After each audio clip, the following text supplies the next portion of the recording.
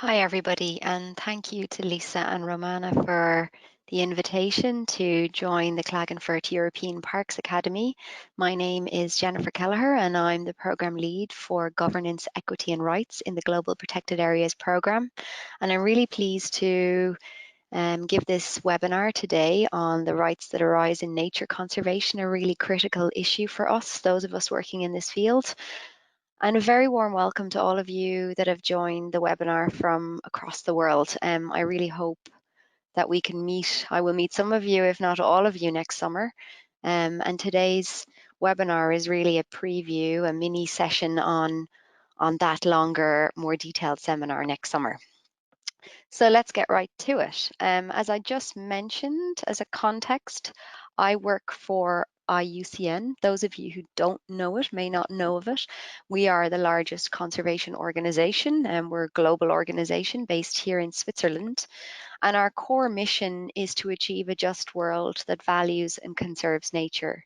We're a membership-based organization, so we have a community, different communities. We have our commission community, which are thousands, tens of thousands of volunteer scientists around the world, and each global program is affiliated with one of these commissions. So in our case, because we work on protected and conserved areas, we are affiliated with the World Commission on Protected Areas, but we also have other members such as governments and non-governmental organizations and Indigenous peoples organizations too.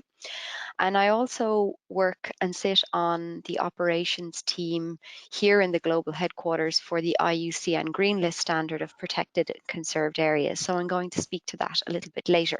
So this is the core mission that underpins all of our work and our program. So today's session is divided into three parts. The first part, we're going to really speak to the title of the webinar and attempt to answer the question, what are the rights of, there's an acronym already, Indigenous peoples and local communities that arise in nature conservation. And when I speak about nature conservation as an umbrella term, it's about protected and conserved areas.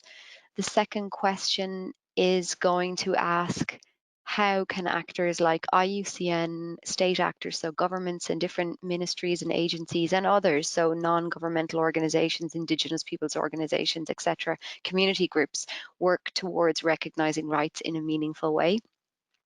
And then finally, we'll have a chance to go through the questions that you can send through during the webinar and have a discussion. So before we start all of that, I'm going to speak a little bit about the context in which we're working. And as I mentioned just now, this sort of umbrella phrase, nature conservation, I'm speaking here, the rights that I speak about here are protected areas. And so for that, we're going to use the IUCN definition of what a protected area is. And here on the right, you can see a wetland, the Van Long Wetland Reserve, which is in northern Vietnam, a typical example of a protected area. And it's always going to be a clearly defined geographical space. So it's a physical delineated space. It's recognized, dedicated, and managed through legal or other effective means to achieve long-term conservation of nature with associated ecosystem services and cultural values. So what's important to note here is that we're talking about a physical space that has a primary objective of achieving long-term conservation and associated values and services.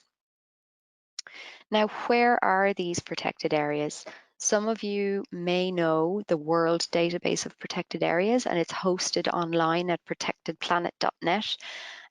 This is actually maintained by UN Environment in Cambridge, and there they have data sets of all of the protected areas that have been reported through national government reporting systems into the global database. So there you can go and search and see what's been reported and discover in your home country or indeed across the world, marine and terrestrial. And they also hold data on the global targets for protected area coverage. So at the moment, we have targets to achieve 17% of terrestrial protected areas, and you can see that we're achieving around 15%. And marine, which is here, there are global targets to set aside 10% of marine areas for area-based conservation, and we are achieving just less at 7%. So you can stay up to date with the figures there at that global database. Now, I'm going to mention the green list as a context at this point. I'll speak to it in a little bit more detail, but it's important to note that this is our framework for protected areas from IUCN's global point of view. This is the standard that's in place, and it's called the IUCN Green List. We are now global. It's been running for about 6 years, and you can see that there are green list sites popping up all over the globe, and these are protected and conserved areas that have achieved this global standard.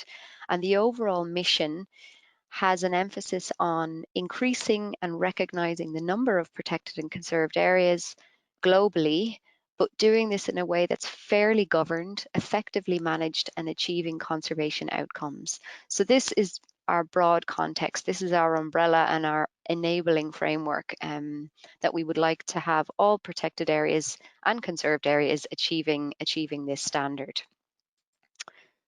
So to come back to our second theme, which is around Indigenous peoples and local communities.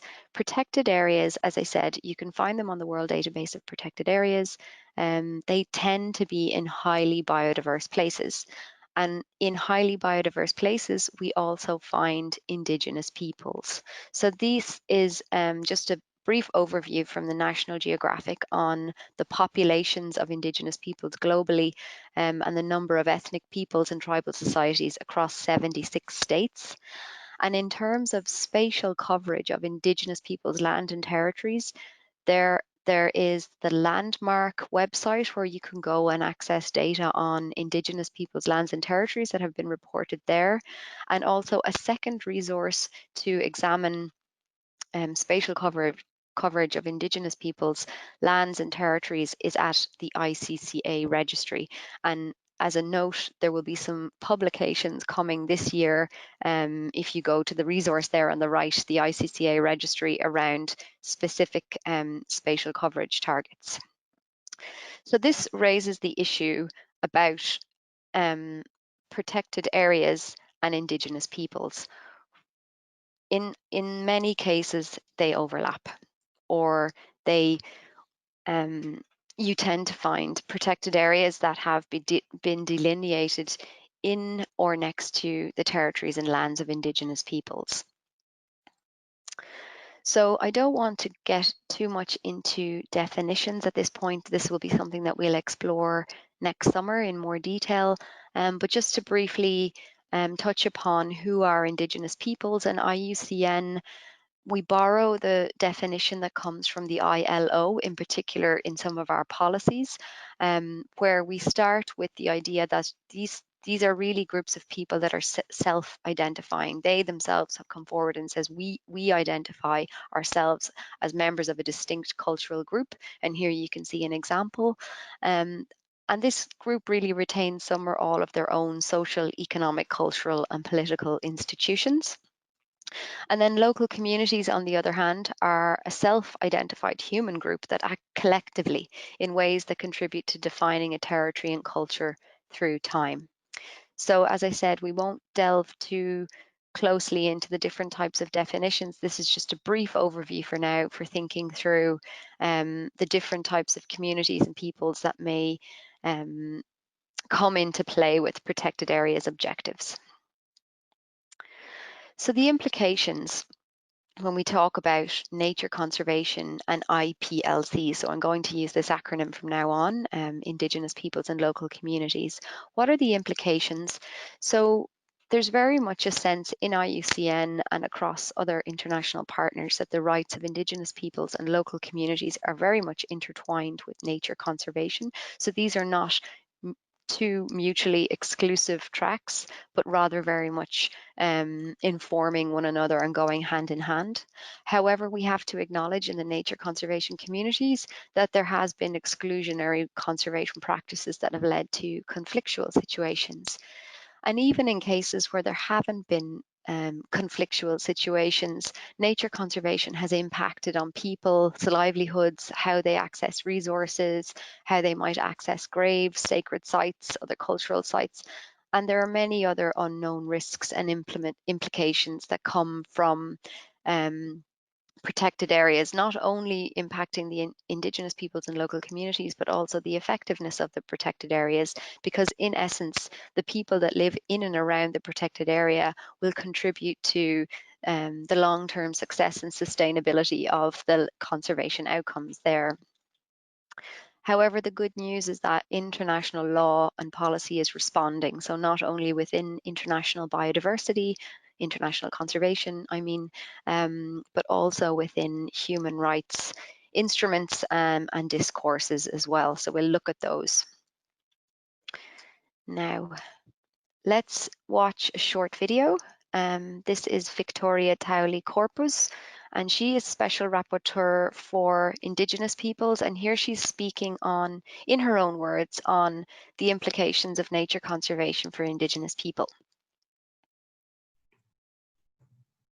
Indigenous peoples are very actively engaged in conserving the environments, their own ecosystems, because this is where they live. These are their traditional territories, and they have been the ones who have played key roles in conserving a lot of the biodiversity in those territories. In fact, many scientific reports would show that the indigenous peoples occupy like 5% of the world's territories, but 80% of the biodiversity is found in their territory. Many of them have been evicted from their territories when these have been designated as national parks or conservation areas. There is this belief that for this area to be conserved, the people should be removed from these areas. But in reality, the better preserved areas are the areas where the indigenous peoples are. So these kinds of displacements are violations of their rights to their lands, territories, and resources. Secondly, the livelihoods that they depend on, like they are hunters and gatherers, many of them are pastoralists, a lot of them are agricultural, they are agroforestry producers. And these kinds of livelihoods are deprived. They are deprived of this livelihood. So it leads towards even more poverty and misery, because many indigenous peoples, like for instance in some parts of Africa, they are now, the pygmies are along the highways in the fringes of the national parks, and they can hardly fend for themselves. That in the name of conservation, indigenous peoples are removed from their lands, and this is justified under the rules of protected areas set up by governments. But actually, what I'm trying to stress in my report is that these people have the inherent rights to these lands and territories, and even if these are designated as protected areas, they should be able to have a system where they co-manage the protected areas jointly with the government.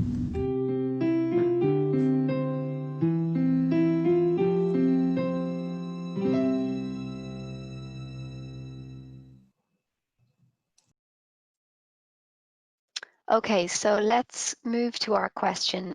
Excuse me.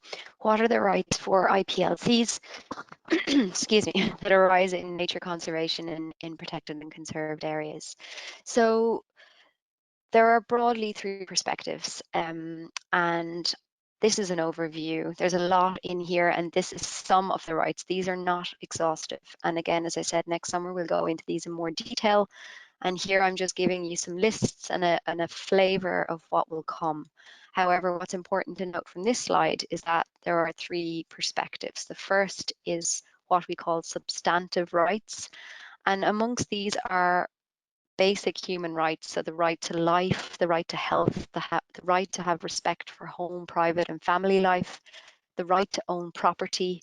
There are also cultural and religious rights that are bound up with protected areas, the right to an adequate standard of living, and the right to development. So these are all substantive human rights that exist at the international level.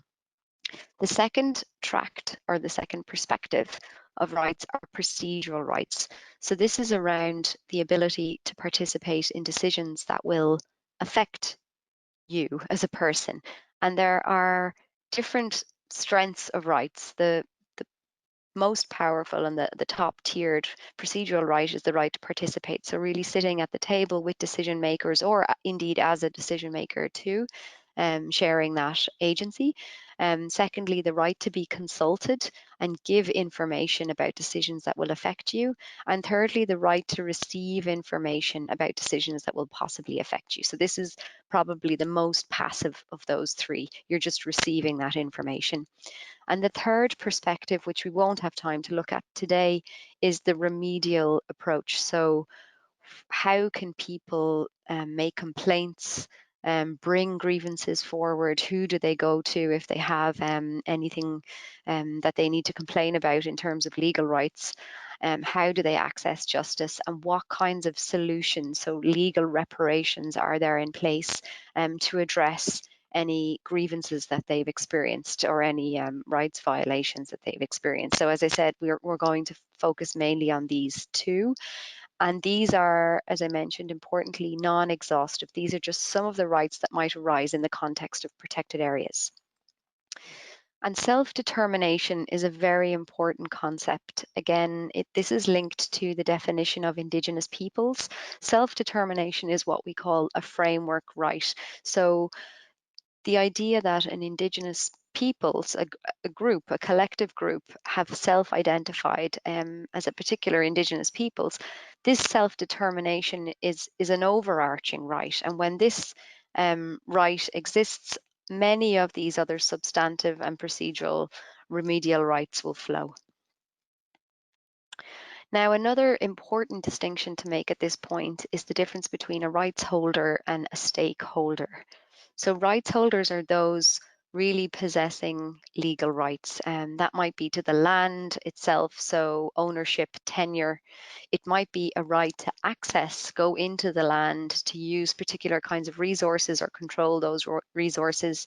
It might be cultural rights, right to religion, so again, accessing sacred sites within a protected area, the right to practice traditional knowledge, and the right to participate in decision making, whether that's, as I mentioned before, sitting at the table, making decisions, or indeed leading that decision-making authority institution themselves. So these are all rights holders. On the other hand, we have stakeholders who have interests. So these might be direct interests, indirect interests. So it's a little bit different. It's not a legal right that exists internationally or nationally. However, it does give a group, a stakeholder group, the right to participate in the decision making.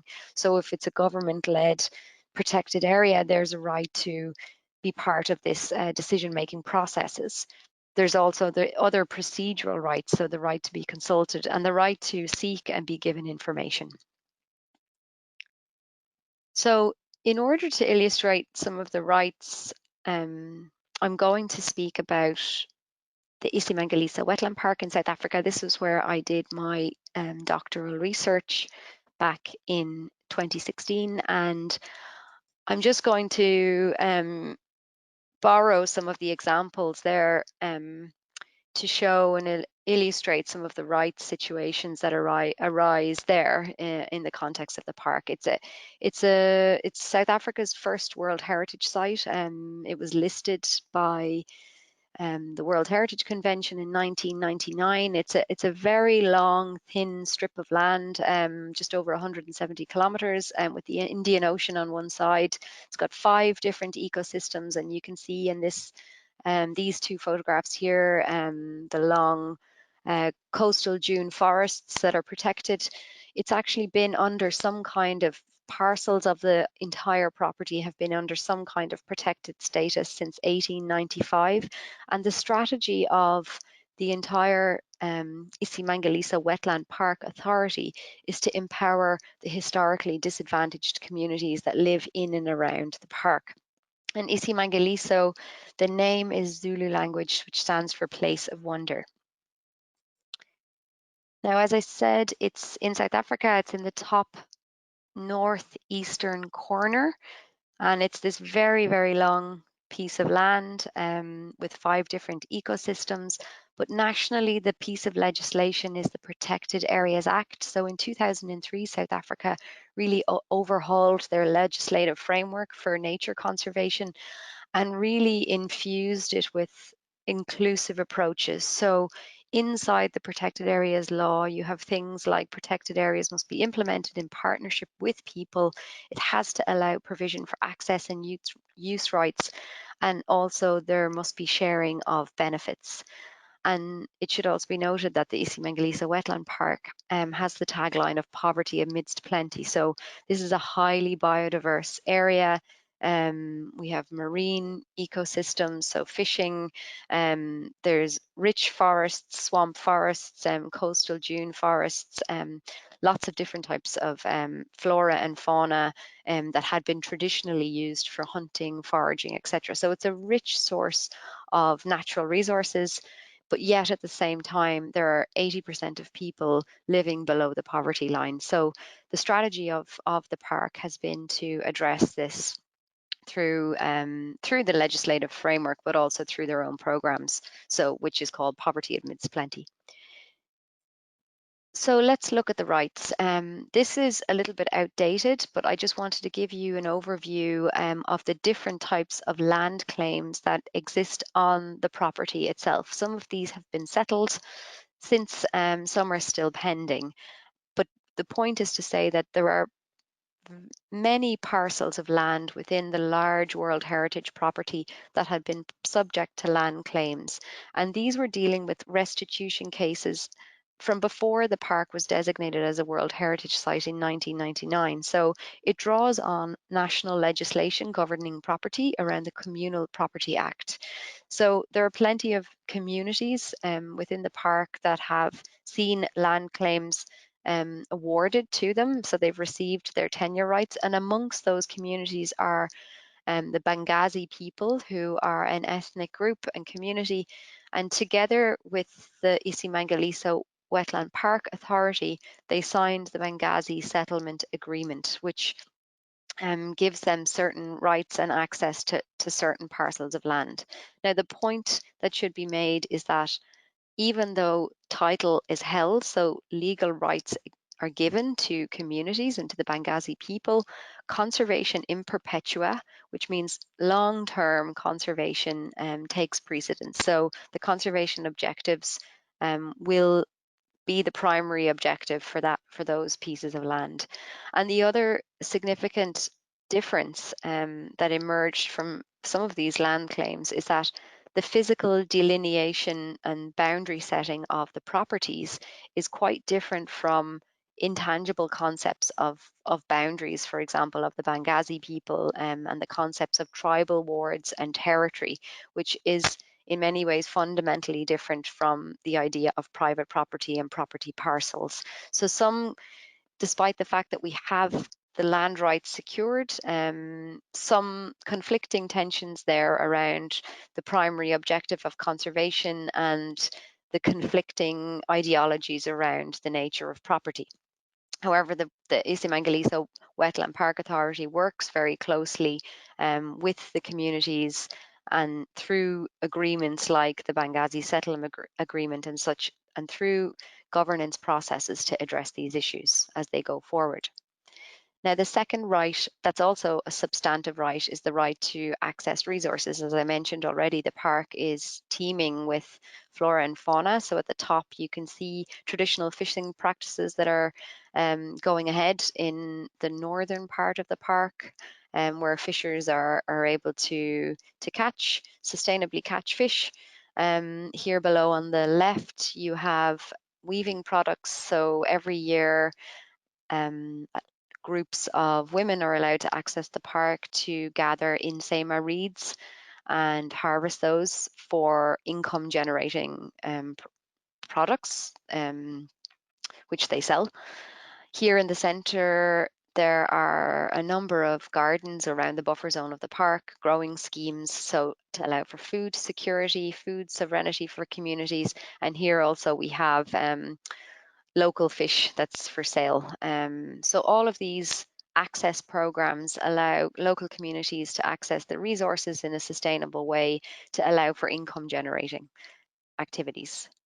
Now, I wanted to touch on cultural rights briefly, and also discuss the right to development, or the development of cultural tourism in the park. So So the sangomas are, it's again a Zulu word, it signifies traditional healers who have a very important status in local society for acting within the community as a person who provides advice and healing and so on. So really a respected figure within the community who would have traditionally accessed the park to gather muti, which is the traditional herbs and medicines inside the park. And they have formed a stakeholder group and were able to successfully lobby access rights to the different types of herbs and medicines that they need in order to continue these cultural practices. And this is also manifesting, let's say, within the eco-tourism villages in the park. So there tourists can go into replica cultural villages where they can understand the practices of Sangoma, understand the Zulu way of life and different customary cultural practices. So you can see here below on the right, this is an actor who's showing this visiting tourist these kinds of practices. And it's incredibly important that we have both. We have recognition of the culture itself, and this is allowed to thrive through the continued practices, through accessing the park, etc. And then there's also the depiction of these cultures in the ecotourism. So this links to the right to development, to provide jobs, etc. But both of these things need to exist. You can't simply have the ecotourism approach and not the actual culture itself. So really ensuring the cultural rights aren't just surviving, but also thriving too. And the third aspect is to look at procedural rights, so what we call cooperative governance and public participation. So the Isimangalisa Wetland Park has a pluralistic management approach. They have MOUs, so this stands for Memorandums of Understanding, with local leaders, Indigenous leaders, members of different community trusts. They all sit on this management board, so it's very much a shared governance approach, multi-stakeholder approach and rights holder approach. There are different types of resource user groups that are represented. So fishers, the Nsema reeds collectors, the Sangoma groups, and the local tribal political systems are all represented. There's also, in addition to those rights holder groups, there's also public participation strategies amongst the broader stakeholder groups, and these could be local civil society groups and different boards from different sectors that might interact, so forestry, etc., fishing and so on, from outside the protected area sector. But what's important to note is that in the park they have successfully set up processes and forums for all of this participation and governance to take place. And that's key, that these fora exist locally for different rights holders and stakeholders to go and have their voices heard and have them taken into account in the decision making and management of the park. So an overview to summarize, the two broad perspectives that we see in this example are the right to land, the cultural rights, the right to access resources, and the right to development.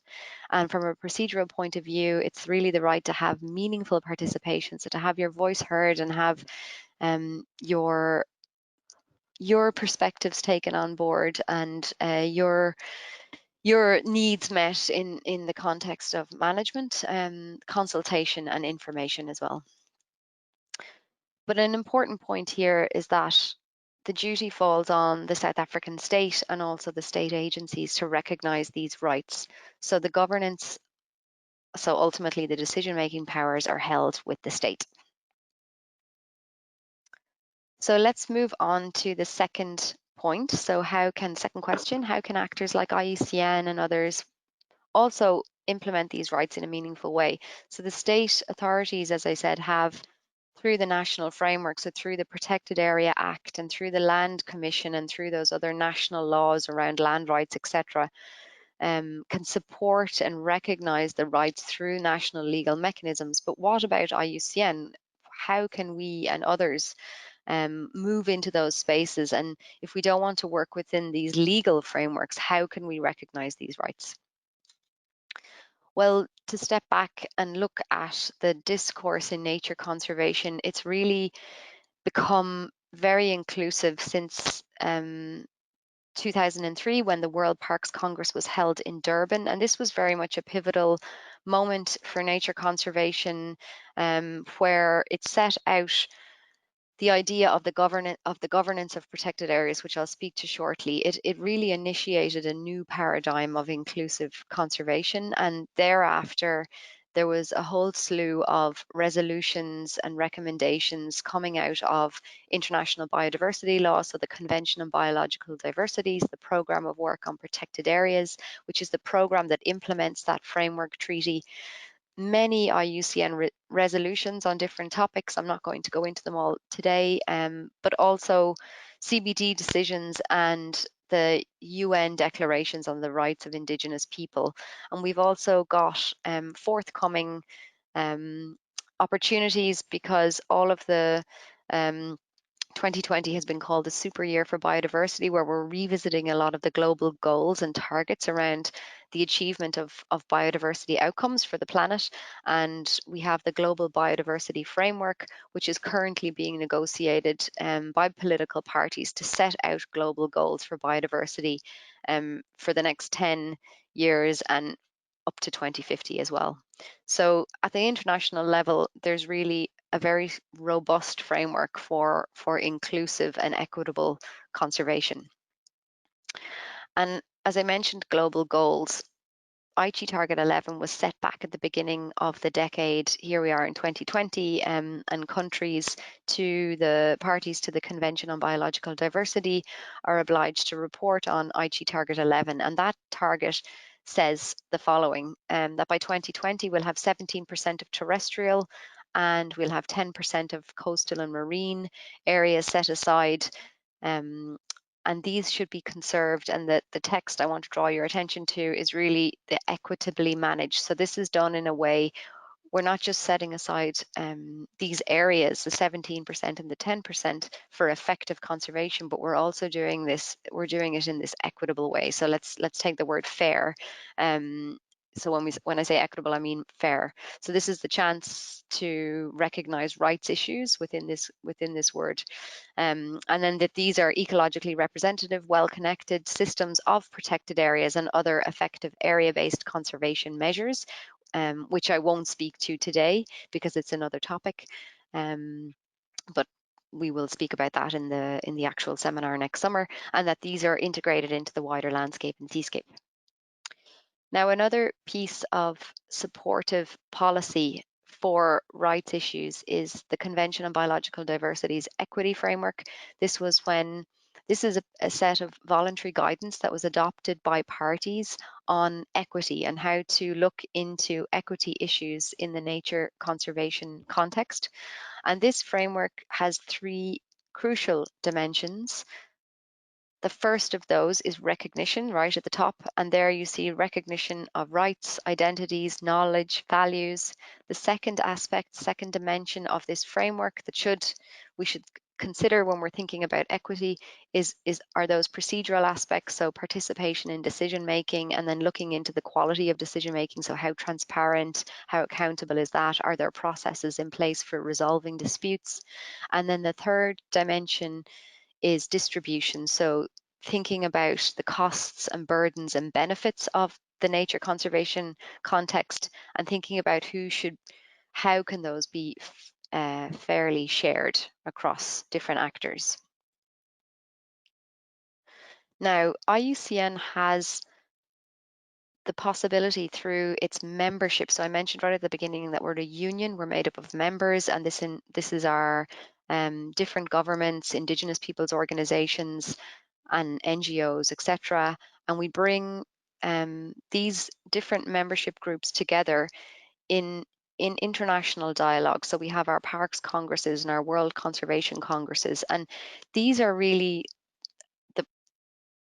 a clear forum for different types of rights issues to be brought to this higher level. And here the issue is around Indigenous people's knowledge and Indigenous people's rights, but the point is around the platform, where this is one avenue of recognition of rights that IUCN can provide, where we have the mandate to convene our members in these dialogue and fora where issues like this can be brought to the fore. So let's take a look.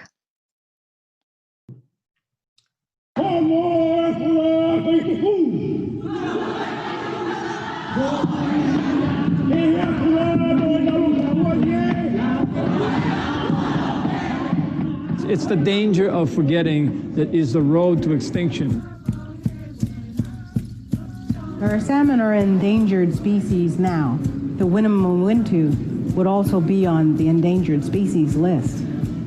As the salmon reduce in number, so do the Winnemem.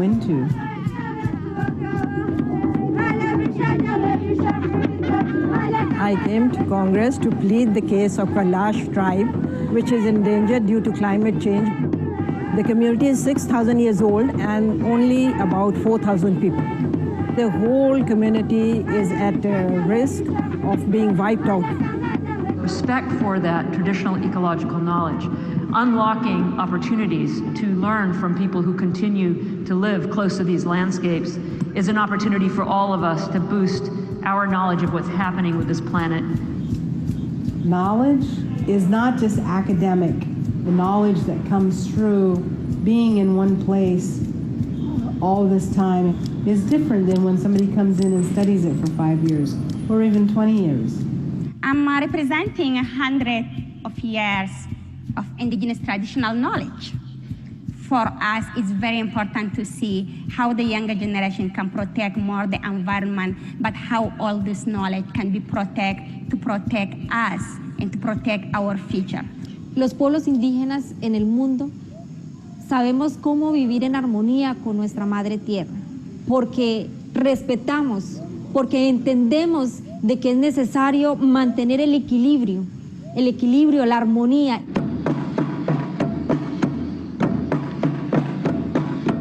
Let us remember that what was once an oppressed voice is now the intellectual speech of the landscape.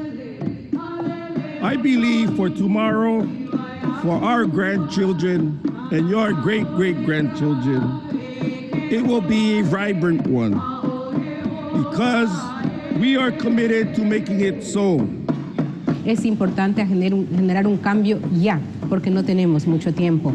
Nosotros estamos luchando para que se genere ese cambio y el mundo, la IUCN y los miembros tienen que darse cuenta que un cambio es urgente.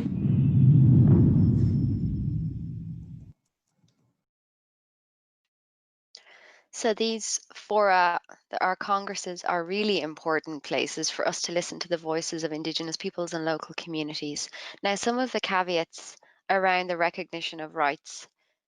Who has the mandate or the duty to recognise rights? And this speaks to the point that I made in the South African case, where the South African government have this obligation, this duty to work within national frameworks to recognise rights. So this is often not easy to pinpoint for external actors. Secondly, who can take action to have their rights recognised and how? So these Indigenous peoples groups and local communities, how can they organise themselves? Where can they go to take their complaints and how? And we also need to think through the cultural legitimacy of, and here's an acronym again, rights-based approaches. So some of the rights-based approaches are very Western concepts of inclusivity. We need to think through these very carefully about how appropriate they are to recognise the rights of Indigenous peoples and local communities. We need to think through the state duty approach. So very often in rights issues, we're looking to the state as the actor, the one empowered to make choices and decisions that will lead to the recognition of rights.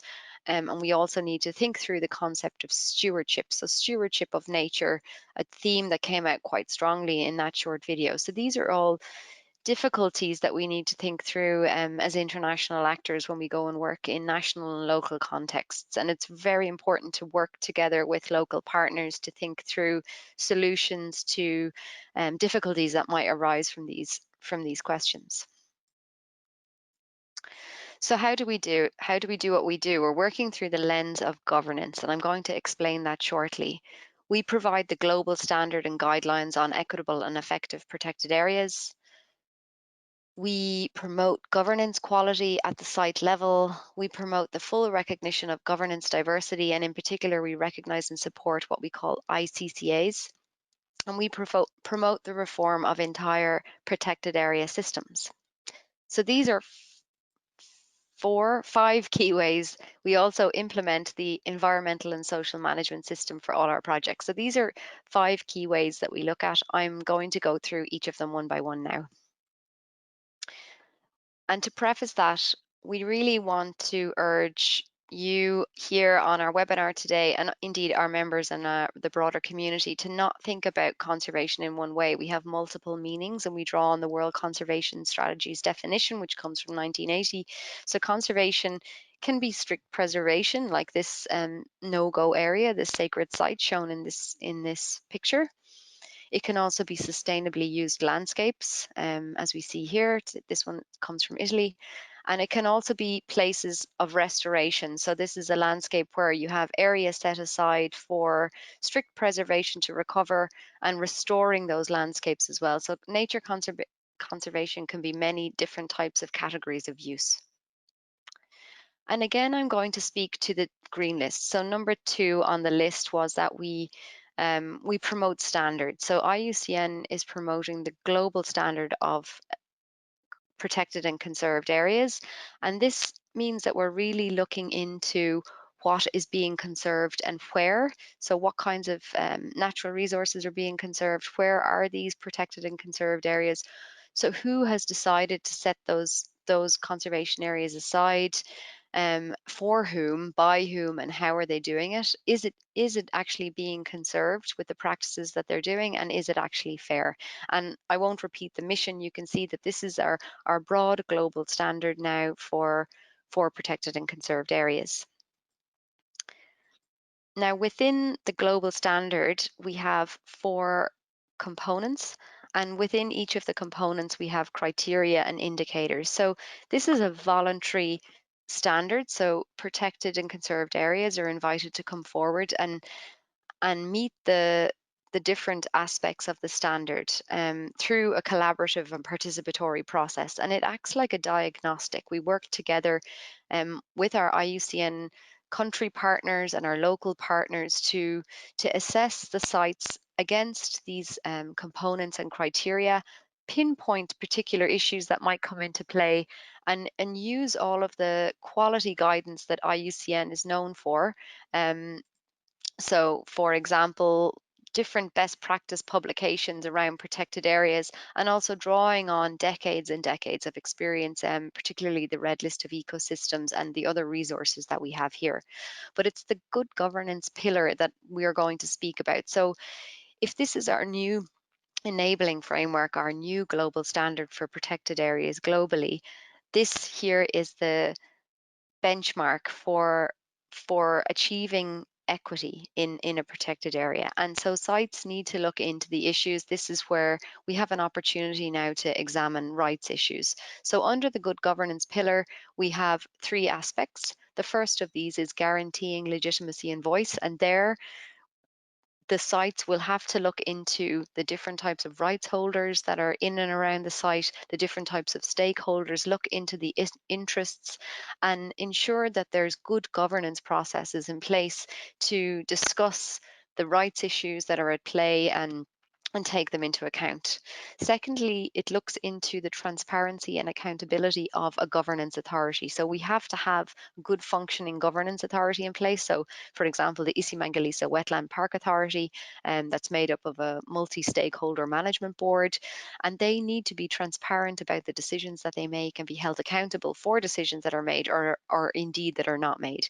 And then the third aspect is looking into governance vitality and the capacity to be able to respond adaptively to issues. So this is really about intelligent decision making and adaptive management. So if during these processes that we've identified here in the good governance component, in these governance processes and fora, so if issues have been pinpointed and diagnosed through this approach, that they would feed back into decision making that's happening and indeed inspire and improve decision making. And from all of this negotiations and processes, then you can soundly design and plan your protected area, look into the effective management issues, and ultimately achieve successful conservation outcomes. So good governance is really the primary component of the protected area, looking into all of those core issues, and from there being able to move towards your ultimate goal, which is demonstrating all of the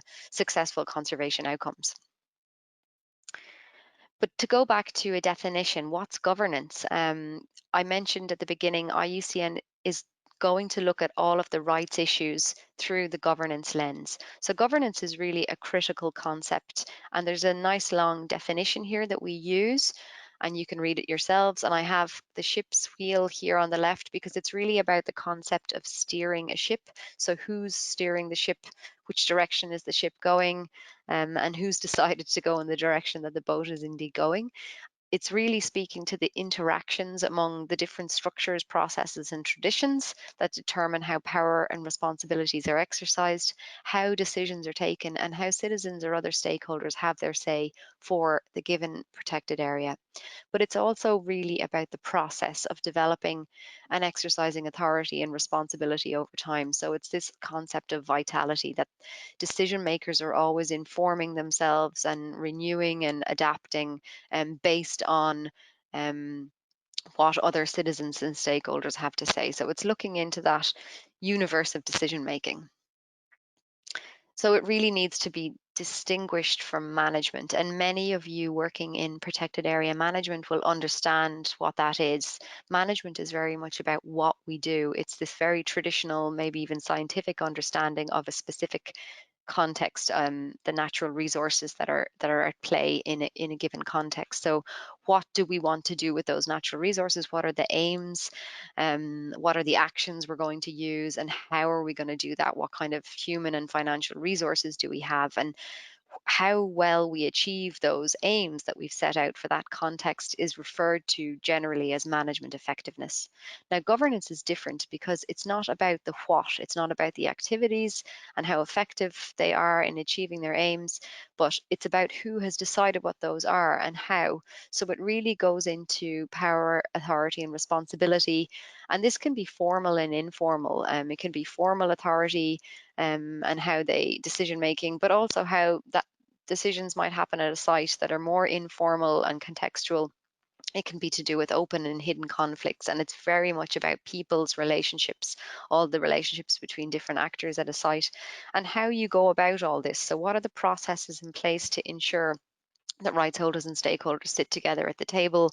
And ultimately, this is called good governance. So it's a whole mixed bag of things. So you could be looking at accountability of decision makers, the participation of different types of rights holders and stakeholders, and you're looking into this concept of fairness and equity. So you really need to have good processes in place to achieve, or to say that you're achieving, the good governance of a site. So remember, this is our core component of the IUCN Green List Standard. Now, we tend to think of governance in two ways. The first is governance diversity, and this is around governance that's appropriate to its context, governance types. I'm going to speak to it shortly. And the second is around governance quality. So what are principles that we can look at that will tell us that good governance is in place? And both of these things together lead to effective and equitable conservation. So linking it back to our Aichi target 11, our global target that says that we have to have 17% and 10%, but we need to do it in an equitable way. So we're saying that if you look into these dimensions of governance and try to understand the nuances at play within these core elements of governance, you'll be able to move towards equitable conservation. So let's zoom down to the site level and talk about some examples. So promoting governance quality at the site level is one of our key activities through the IUCN Green List. And again, these are the components that I'm talking about. So I'm going to speak about Byron Bay, protected area in Australia. Here you can see it here, the Arakwal National Park. So Byron Bay is the location, and there's also a smaller park within the larger boundary of Arakwal National Park. This is in New South Wales in Australia, and it's the first green list site in Australia. and it's the first national park in Australia to be formed under an Indigenous land use agreement. It encompasses the Cape Byron State Conservation Area, which is adjacent to the Arakwal National Park, so it allows for visitor experiences and recreation. And this whole national park and an adjacent conservation area are managed jointly by the New South Wales National Parks and Wildlife Service and the traditional owners, who are the Arakwal people, and it's set up through this National Park Management Committee and Cape Byron Trust. And the goal is to maintain and enhance both cultural and natural values. So here you see some members of the Arakwal people, and they're holding the management plan of the park in their hands. Now, this joint management plan really focuses on heritage and cultural rights. The park authorities worked together directly with Arakwal elders to identify their perspectives of the territory, their idea of what the natural values are, linking those to the cultural heritage, culturally significant values for the Arakwal people. And the management plan itself is based on a modified format to arrange information and use language that reflects the Arakwal people's view of the park through their perspective, and through their own themes. So looking after country, using country, and knowing about country. And this is important, that the management plan is really infused with these values. And this is done through the shared governance mechanism. So legitimacy and voice in the IUCN Green List standards. So when you look into those specific criteria, you're looking at the context and the framework that allows for Aboriginal land rights, shared governance, so the co-decision making under the management plan, the right to culture and cultural values, right to traditional knowledge, and participating meaningfully under long-term governance processes. And as I mentioned, the Arakwal elders and the traditional owners are very much part of governing the whole park. And to go back to this slide, it's on governance diversity and governance quality. We're going to speak now about governance diversity. And here I wanted to touch on the 4 types. So on the one hand, we're going to look into the quality of decision making, so how accountable and transparent, and what are the processes in place. And this is the second aspect. We promote governance diversity. So there are 4 governance types. Most people are familiar with the first governance type. It's governance by government. So it's when you have a national park authority, a park agency, a ministry for the environment is leading and running and making decisions around a protected area. Type 2 is what we call shared governance. So this is when you might have different types of authorities working together to govern a park. So in the case of the Arakwal National Park, you have the Arakwal people working together with the New South Wales government, sharing the governance, sharing that decision making. And this can also happen across country boundaries, so transboundary parks. The third type is privately held lands. So usually landowners, might be NGOs, etc., where the privately protected areas, so they're privately governed. The landowner has set aside the parcel of land for area-based conservation, and this is voluntary conservation. So these actually tend to be government-led conservation, so official, let's call it, conservation. This is moving into voluntary conservation, and in some countries these areas are recognized as part of the global targets. And then the fourth kind are the territories and areas conserved by Indigenous peoples and local communities. So this is when you have custodian communities that might have different names and different levels of recognition. So they might be self-determined, self-recognized, they might be recognized by the state, but they ultimately have governing authority over what we call their territories of life. And all 4 of these governance types are legitimate and fully compatible with the definition of protected area of IUCN and the Convention on Biological Diversity. So this is the second way that we look into promoting the rights of Indigenous peoples and local communities. We work together with national governments and other actors through our fora, our congresses, etc., to promote, advocate, support the full recognition, the full spectrum of governance diversity. And we speak to and advocate for the appropriate governance type. So one is not better than the other, but rather one might be more appropriate in a certain context for another. And again, it's not about imposing any kinds of ideas or values, but rather working through processes as participatory processes, working through good governance to identify the relevant and appropriate decision makers for a given context. So governance is not just government, and the words are often confused. So I'm just going to take a moment to juxtapose the difference. So de jure governance, de jure conservation is what we, this sort of typical formal state-led conservation. De jure means in law. De facto means it's happening in practice anyway. So there's actually no particular legal framework in play, but rather you have a group of interested collective group of individuals. So generally it's Indigenous peoples or local communities that are achieving or long-term conservation. And in the short video we heard about Indigenous peoples living in equilibrium with nature, so it's happening anyway for some other reason. This tends to be protected areas, and over here we talk a little bit more about conserved areas, and I said I won't speak to that topic today, but I'm just juxtaposing them for now. Here we have official conservation, this can be voluntary conservation, and these are just some governing authorities that you might see from the African context. And here, this is also from the African context, a small community conservation area group from the coast of Tanzania. Now, ICCAs, that fourth governance type, is a really critical type, of course, for recognizing rights issues in area-based conservation. And I want to briefly touch upon the three characteristics of ICCAs. There should always be a close and deep connection between the territory, area, and the IPLC. Then this custodian people or community, they really make and enforce the decisions and rules. So it could be access and use about the territory or the resources, the habitat, through their own functioning governance institution. And the decisions and efforts of these people and community contribute to the conservation of nature. So the natural resources themselves, but also to community well-being. And at the beginning, I talked about these things being intertwined. So the decisions that they make to conserve nature is not only inherently for the nature itself, but also is for the long-term sustainable livelihoods and well-being of that community. So when we think about ICCAs and they self-identify, these are the characteristics that these communities are coming forward with.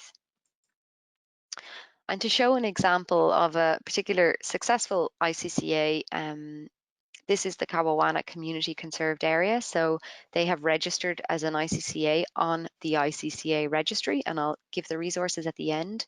This is essentially a group of fishers in Senegal that operate within this riverine system here that you can see, and they have effectively set, so this is our governing authority here.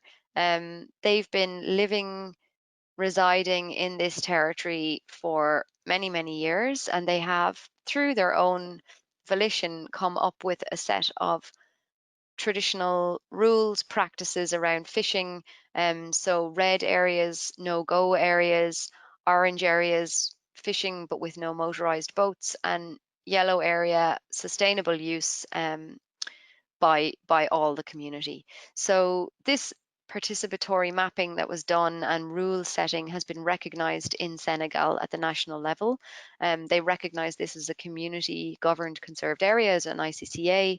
They have secured the tenure rights to access, use and control these riverine system, all the resources that are inside, and this includes the right to the traditional knowledge and practices by these communities. So this is supported by a decentralization law, which others in Senegal now are also looking to adopt and develop their own conserved areas in terrestrial environments. There are several community declared ICCAs in the coastal and marine environment, and IUCN can partner with organizations and increase their visibility at the national and international level. So a lot of this bottom-up, self-identifying, voluntary community conservation areas, we can shine a light, advocate for them through national fora and international fora as a valid forms of nature conservation. And this project was made possible through the small grants program of the UNDP, of which IUCN was a partner.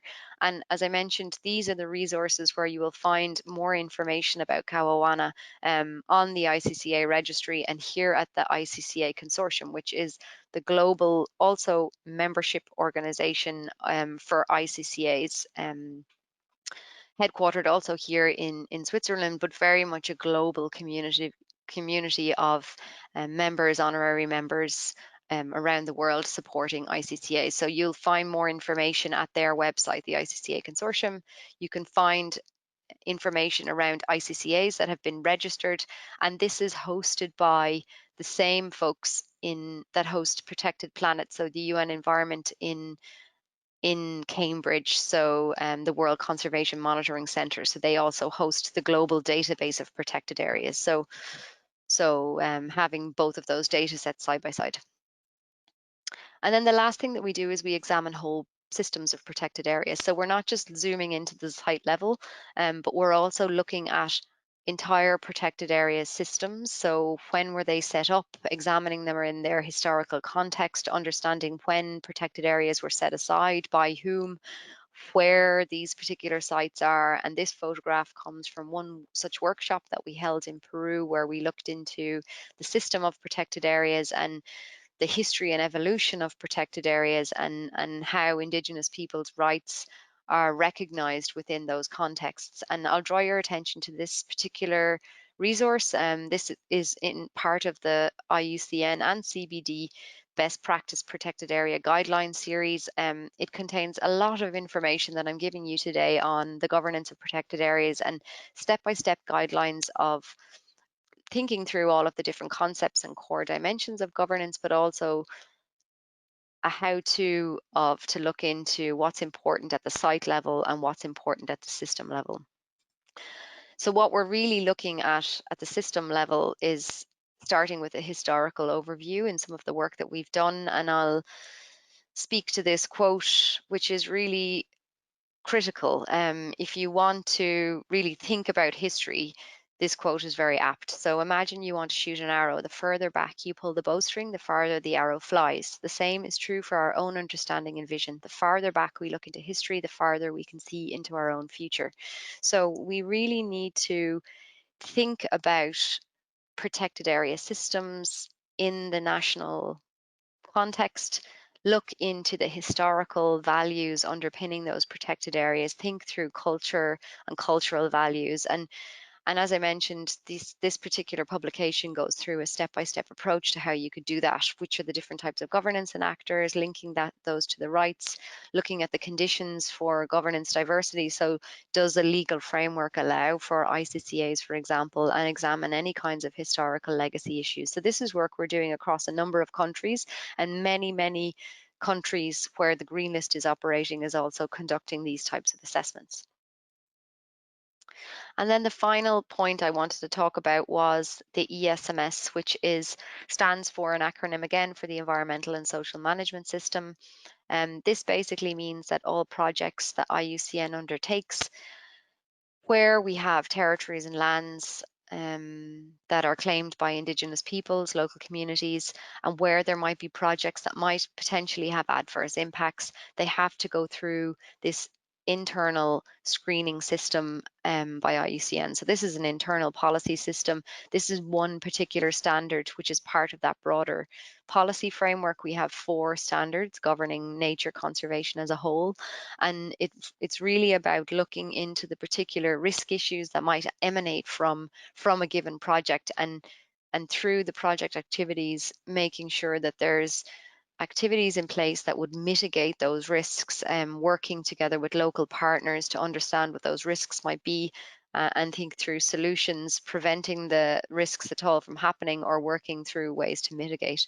So this is a really important framework for IUCN as well, to recognise the rights of Indigenous peoples. Again, don't have time to go into that in more detail, but we will next summer. So what have we learned so far? We're coming to the end of the lecture part of our webinar, and just to sum up, what has IUCN learned? What has the Global Protected Areas Programme learned on trying to achieve rights issues under the lens of governance.